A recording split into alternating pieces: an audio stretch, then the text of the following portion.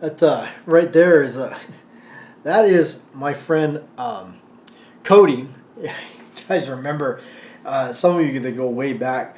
This is a really cool coffee mug that was sent to me, and I know you know who you are that sent it to me, and this is really cool. And we still have it, and we still use it. It's right here on the show, and it's been featured in so many shows. I'm very protective of the cup. All right, but you're here. It is Saturday morning. We've got some cool stuff to talk about, but I have a confession to make before we even start this week's show. Okay, we have a confession. Okay, yes, I'm going to confess to you right now that I have a problem. Yes, I have a 1911 problem. I have an addiction, and you know what? I don't want to be cured of it.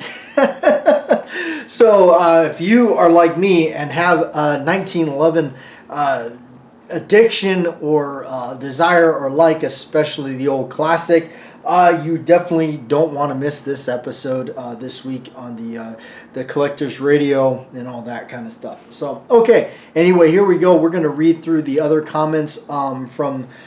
you have not seen this yet. The other Collector's Radio show, which actually surprisingly did a great deal of views. I guess a lot of people wanted to see the thing that they haven't seen yet.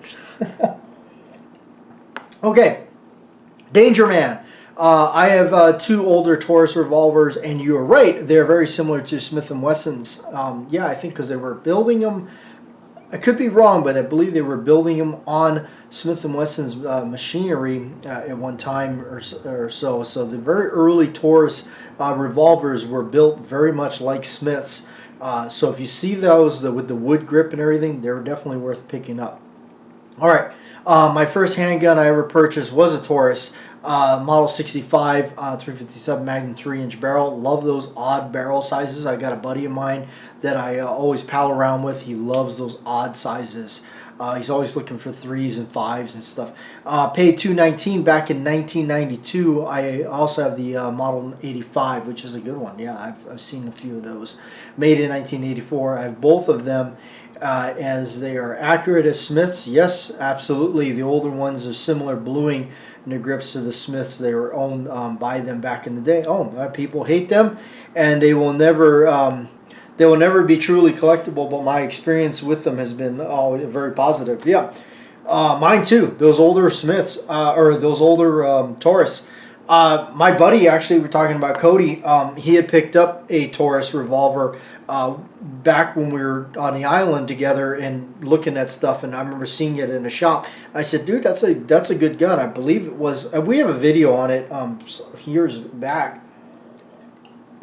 Back when we were just like throwing videos together. We still are doing that, but we have better lighting hopefully now. Before we knew anything about that kind of stuff. All right, Harrison Mantooth. Good morning, Bad Jack. I enjoy this morning's radio show very much. When you first picked that Taurus revolver, I said to myself, now he's going into Browning high powers. I didn't know Springfield Armory had produced a copy of the Browning. I don't do a lot of firearm shopping like I used to. Age has slowed me down, but I'm going to check out both of these handguns. I had my uncle your uncle, I guess, used a K22, which is a nice revolver. That really is. If you ever find those are worth picking up, especially if the price is right. The pistol team, the Taurus. That Taurus, from where I was sitting, looks like a mirror image of the classic K22. I caught your radio show early this morning, about an hour after you aired it.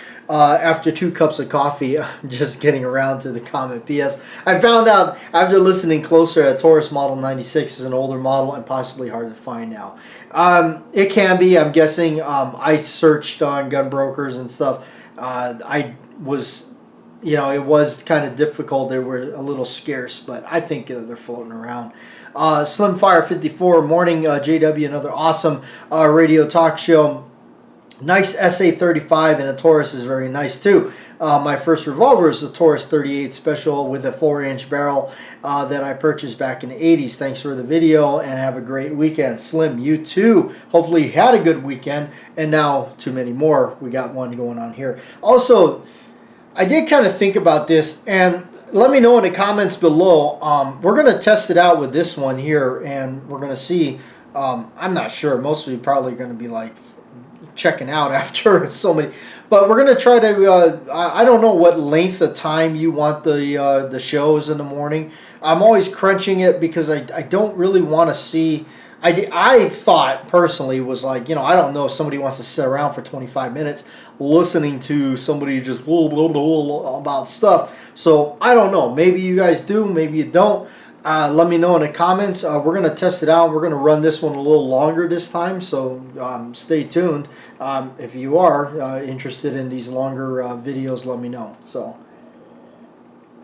or these longer episodes airing out there. So, Slimfire, we did yours. Sorry, we lost our place here. JW, this is one from JW. I had a chance to obtain an older high power several years ago, but the owner didn't tell me she was selling it until, well, after she did the act. The terrible act of not letting you know that she was selling something you possibly could have wanted.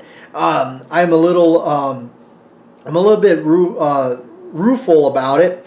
But I can understand why she didn't tell me. It's my fault, because when she told me she had the gun from her dad, I told her that was my experience with the 9mm had been disappointing. She probably figured I didn't have any interest in her pistol. Anyway, something came to mind. We got more. When you were talking about the ring hammer not being quite right, honest to God, I was thinking that you might feel the same way. I feel about the 6-inch Model 29s. I've had a 6.5 since the mid-70s. A friend got the 6-inch version. It doesn't look right. I can imagine that I couldn't imagine that I'd notice it, but I did. When you said this Taurus is a 6, I thought it would look like a 6.5. But I have a Smith & Wesson, a Model 17 with an 8 3/8 tube.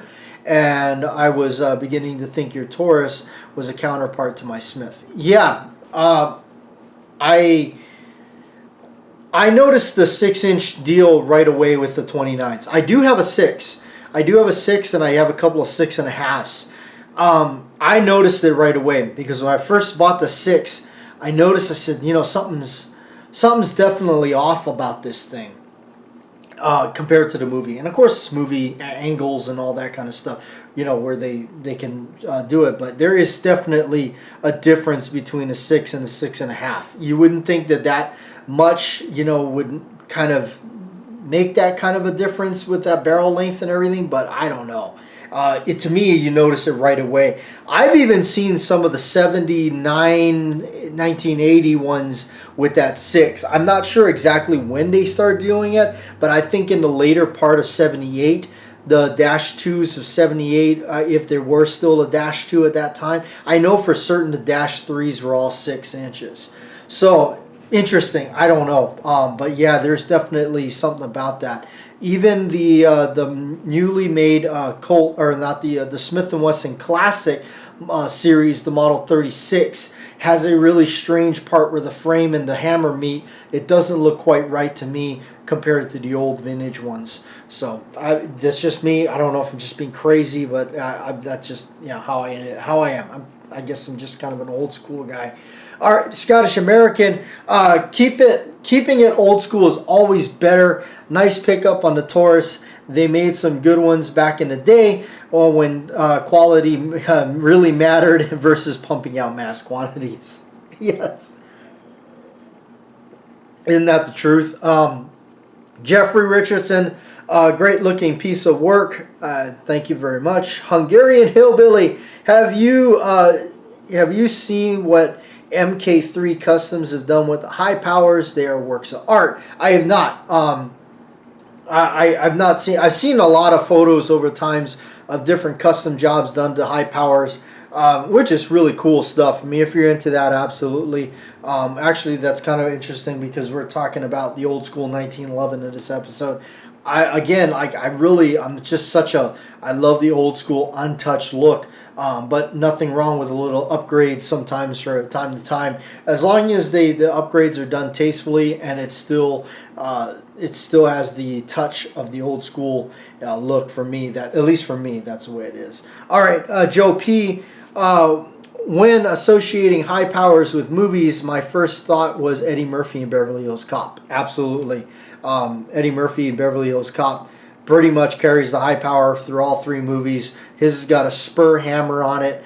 Really cool stuff. Definitely, that's a good one. I did definitely miss that one. Squib load. That's a big revolver for a 22 LR. It is. And, oh boy, my buddy Scott. Scotty, I miss you, brother. I miss you a lot. Scott is a good buddy of mine back on the island. I miss you all the time, man. We had a lot of fun making videos. Scott was involved in a lot of my early videos. We got together as a team, and boy, man, we had some fun.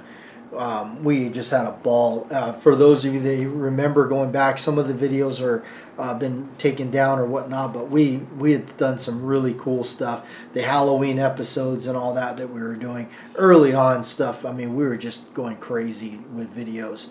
All right, Joe C. It looks like an old model 19 Smith. Yes, it does. And Peter Landers, where are you located? I'm in Southwest Florida, Cape Coral. Can only shoot at downrange here. Oh man, I tell you, that's I'm sorry to hear that. Yeah, no, we're out here in the hot desert, the brutal hot desert. So, all right. Yes. Okay. You know, when it comes to the 1911, I've always loved the 1911. And early on, I was trying to collect some Colts and stuff like that. And of course, you know the story where I was kind of shunned away from them. And they said, oh, don't, you know, whatever. You don't want a Colt. You want this, you want that, you want anything but a Colt. I was disappointed because at first I was kind of, talked into buying something that wasn't a Colt, even though that's what I originally wanted. I was talked into something that I didn't want. And I tell you this much, you know, when you want something like that, get it. Don't let somebody else persuade you. I don't get caught up in the hoopla of politics, of stuff like that. Well, I'm not one of those people that are, well, you know what, because that company did this or whatever, I'm not gonna buy them. I don't do that. I know what I like and I know what I want. Colt bears a history and a heritage for me. There's nothing like a Colt 1911 to me when it comes to 1911s. There's a lot of other brands out there. There's, you know what, and definitely there are a lot of brands that are better. For certain, for less money too. But for me, it's always, I love the Colt.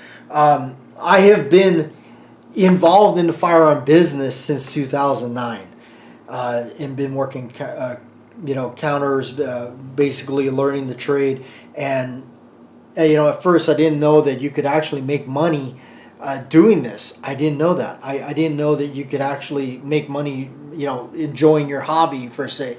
And that's what it's kind of been for me. It's just been this shooting hobby and a collecting hobby that I just really fell into, and didn't realize that, I could actually make money doing this instead of, stocking cereal boxes at a local, box store or something like that. So I jumped right into the, started doing the firearms business. I don't, over the years of working in the business so long and going from shop to shop, working for different FFL holders and all that, down to things that I did on my own and all that, I've learned to be very, very quiet, and I'm a man of very little words when it comes to working in other shops, working in counters. I'm a very reserved person. I don't like to talk about. I just, for me, it's like, I guess I just know what I've kind of educated myself into buying and looking into, and I don't feel like I need to share that with somebody else like, I guess without, like, I just don't feel like I need to just freely volunteer that kind of information over. It's not that I don't want to, it's just I don't get into that. I know what I know, and that's it. I mean, the only person I need to impress is myself. The only person that I need to know the knowledge is myself, so that when I'm looking at something, I know that I can say, I know what that is. That's something I like. That's something I buy. That's something I'm interested in. I'm going to go ahead and pick that thing up or whatnot. So that's just what it is. I've been I've learned to just kind of be very reserved in that aspect. And that started off early on for me some years ago. That really did. That's another thing too, is the shops are so full of, and I'm not talking about not so much as the consumer side of it. I'm talking about the other side.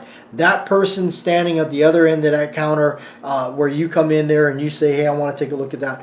I have witnessed and kind of realized over the years that the unfortunate acts of some of that, and no, I'm not saying they're all like that. I'm saying that you will come across it. I got tired of the arrogance. I got tired of the whole self-absorbed, like carrying themselves like they're the best in the world or something like that. And the only thing I can think of is, man, like, wow, you must have really low self-esteem or something. Because I don't know what it is about that. They start to do this, like, in a way, like this half-ass education thing going on at the counter, and I'm not into it. It drove me away from it. And I know some of you will understand what I'm talking about. Some, probably just, I must come off like a jackwagon and whatever. That guy, why would that guy say that? But no, it's just been my experience with that. I'm willing to definitely help somebody that's willing to be open and say, hey, look, I legitimately want to know. I've spent a lot of the years working it and all that. I found it as time went on, I found it very easy and easier to just be quiet and just let the words of other people just kind of flow around and do things, and let them run their whole spiel and play their games and joke around and do all that kind of stuff. Fine, let it be. I must say that I did get a lot of things accomplished by being in the industry. I don't regret being in the industry. I think maybe it's, I definitely thought about it. Maybe it's time that I do start to kind of step back from it a little bit and maybe do something else on the side or something like that, or do something other than being so knee deep into it. So I have definitely got on the back burner, if you would, or a back seat on it all, and I'm just kind of now in that back seat, just kind of watching the show. Plus, it has changed so much. It has changed a lot. Also, I just feel like it's just it's not my place. I don't really want to be, I don't want to be the know-it-all. I don't want to be the guy that all of a sudden comes off like he or she believes I'm the authority on this and I know what's going on and I carry a gun, and so I kind of wanted to step back from a lot of that. So anyway, not to get on a kind of a rolling on that, but that's just kind of where I started to take on it. But going back for me, when I wanted a Colt 1911, there's something about a Colt 1911. This is what I wanted. In fact, this is exactly what I was looking for. I just didn't know it existed yet.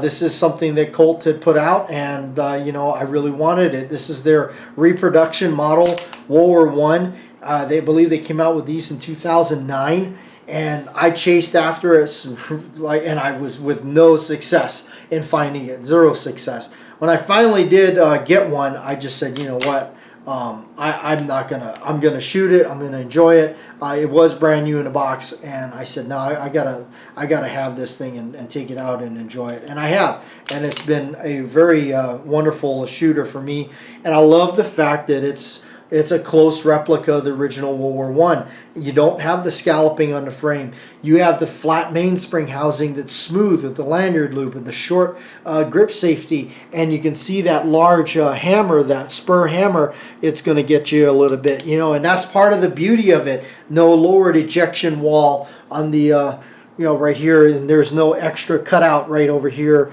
that they start doing later. And you can see those sights. Those sights are exactly like they were, little tiny itty bitty U-notch. So I mean, when you're shooting it, yeah, it's definitely a hard one to kind of get out there. But I tell you, there's just, I love this baby. It's one of my favorites, absolutely. The model 1911 U.S. Army, it says right there on it. When you're talking about a 1911, that's it right there. This is what comes to mind, a 1911. Sweet, sweet, sweet. 1911 A1. World War II rolls around. And yes, they make some changes. This is my World War II model. Chased after one of these for like 9 years. Couldn't find one. Well, I could say this. I saw a couple here and there. But they just weren't, you know, I just couldn't get my grubby hands into one. So when this one came across, I did some trading for it, and you know, definitely I felt like, you know, that I'm gonna trade a couple of things that off for it that I feel was a better trade anyway, because these are still collectible. These are still commanding some high dollars and stuff like that. So, but yes, this one here actually is probably the most complete one. This is a 1942, I believe. We looked it up. It's a 1942. So it still is kind of, it's got some still leftovers in a way from World War I-ish, but they were kind of going into a kind of a more, this is, you know, definitely as the war started going. So this would have been, you know, definitely, you know, not sitting around. As you can see, it's got some wear on it, and that definitely something I wanted. But anyway, yes, so some of the basics. Now, this is not like cast in stone. This is the way it is, and if you know, not exact, you know, some things may change. Remember, when they were building these things, they weren't building collector's items. They were building stuff to get them out there, guns to last, fight the war, win the war, all that kind of stuff, not to make a buck. The arch mainspring housing was one thing they changed, and on this one here, it being the Colt, it's going to have the checkering. Now some don't. Some have the serrations. You could argue, you know, rather if that, you know, whatever, oh, you know, that wouldn't have been right, or some of the collectors go bananas over that. You know what? I heard a really good point on that at one time. Sometimes you got to think of this. The first parts in a box are the last parts to leave. So anyway, but no, this one here would have been, you know, this one here for the, it's all correct with the wider hammer. In fact, this is actually early on, they serialized the slide to the frame underneath the back plate here, where you pull the back plate off to expose and take out the firing pin and extractor. This is actually serialized to the frame itself. And in fact, I noticed this too. I also have a video on where we ran down and went through this gun even further.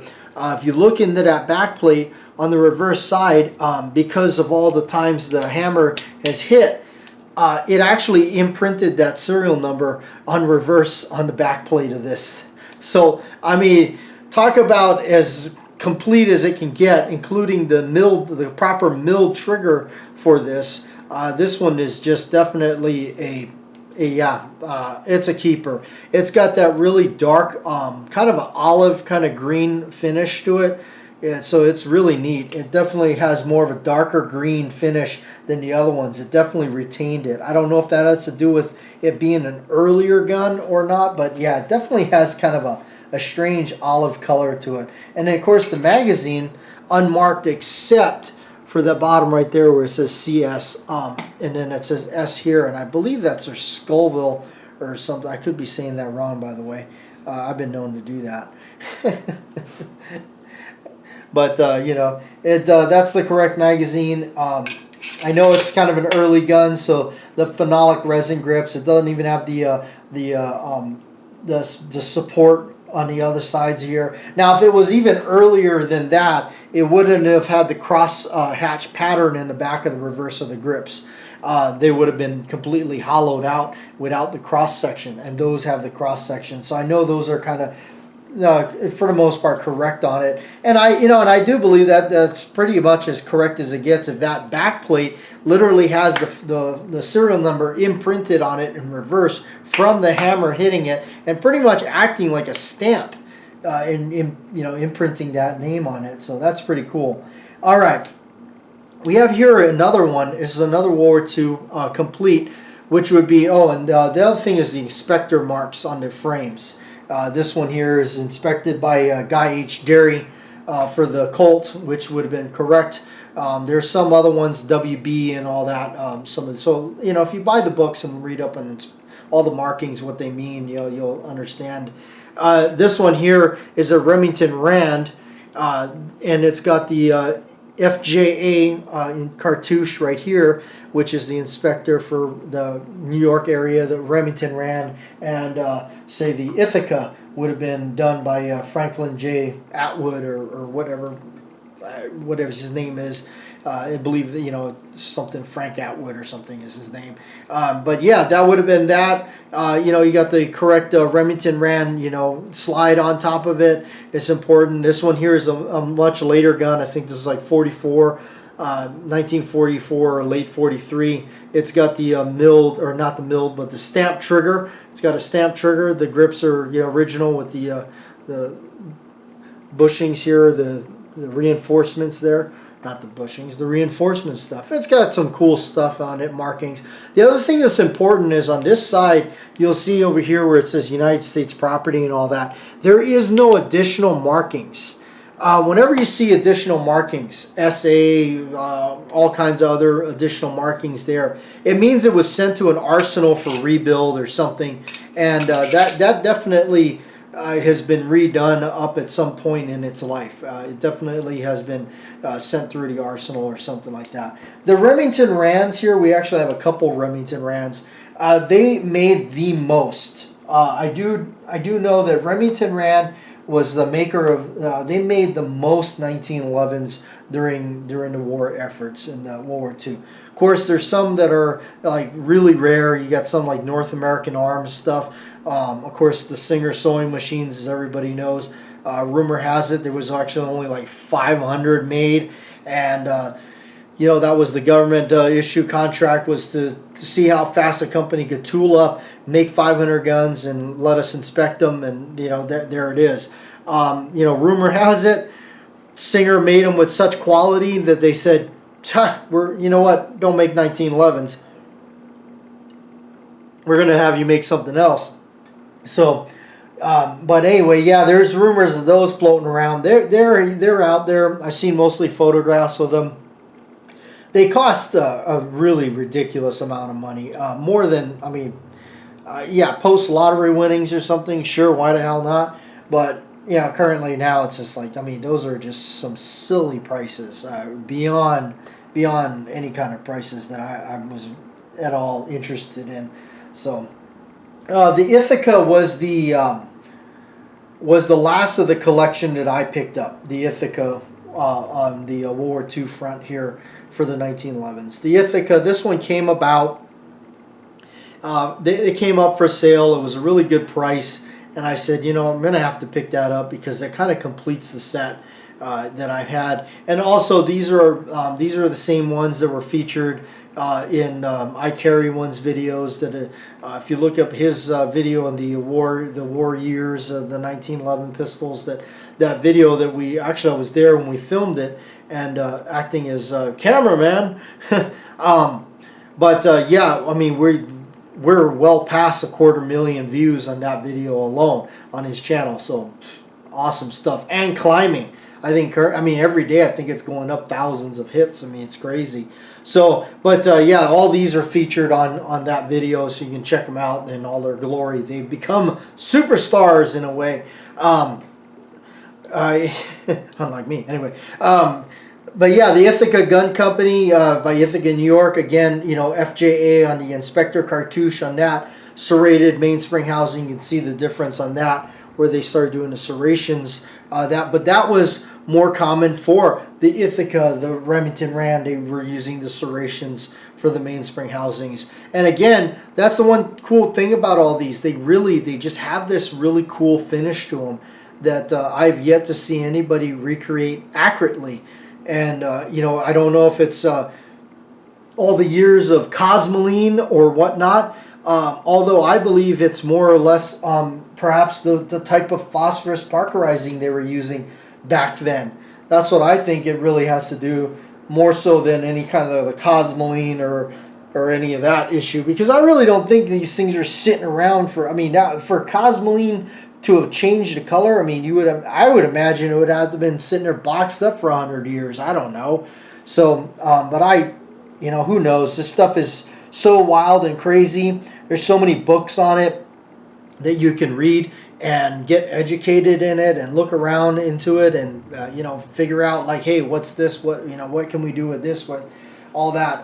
It's wild. It really is. I just when I started getting into it and learning about it, it scared me a little bit because I didn't want to make a mistake and pay a pretty penny for something like this and it get ripped off. You know, it's like, oh, you know, I didn't know that. Oh, shoot, you know, I didn't know that this barrel didn't go with this, or this frame is incorrect. This is actually not, you know, or something like that.